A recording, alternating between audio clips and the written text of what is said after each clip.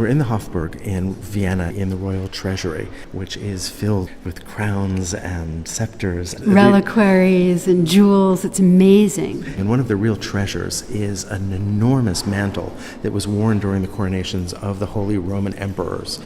But that's not what this was made for.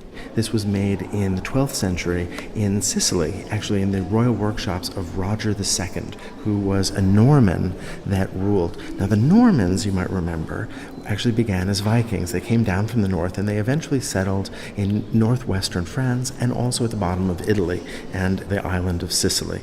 And that's where this was made. So this is a really large cloak. You can see the clasps at the top for where it would have been worn over the shoulders. And it's made of red silk, gold stitching, and thousands of pearls and enamel plates and jewels. And it's in exceptional condition. The enamel is made in cloisonné, where very fine walls of gold separate the enamels themselves as they melt, as they vitrify. And what's so interesting about this mantle is if you look at its imagery, even though it was made for a Christian ruler, it's full of Islamic motifs. It was made by Islamic artisans. And we see that in the lion overpowering a camel. We see it in the calligraphic script along the semicircular bottom and the tree of life in the center. A motif almost identical to that in the Dome of the Rock in Jerusalem. These are motifs that come out of pattern books that would have traversed the Islamic world and were copied over hundreds of years.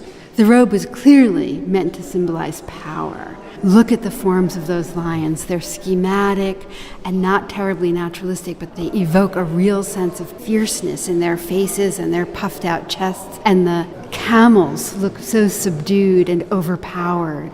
Those camels are domesticated. They're actually wearing saddles. One of the interpretations of this iconography, of this symbolism, is that the lions are actually representing the Normans. The house of Roger II had as its symbol the lion, whereas the camel might be a reference to peoples that Roger had conquered. So although this cloak was made in the 12th century, it acquired the legend that it was made for Charlemagne, for the very first Holy Roman Emperor for the 9th century. But we know that that's not the case because, in fact, the Kufic inscription, Arabic writing, gives us a specific date. This mantle was worked in the most magnificent royal splendor, perfection, might, superiority, approval, prosperity, magnanimity, beauty, the fulfillment of all desires and hopes, felicitous days and nights without cease or change, with authority, with honor, freedom from harm, triumph, and livelihood in the city of Sicily in the year 528. 528, according to the Islamic calendar, dating from the time of Muhammad. This correlated with the 12th century in the Western calendar. Those plates also have a kind of important iconography that has an Islamic origin. You'll see a star that's made out of the intersection of two squares. And going back to the beginning of Islam, there was a notion that the earth was a square and the heavens were a square. Here we see those overlaid.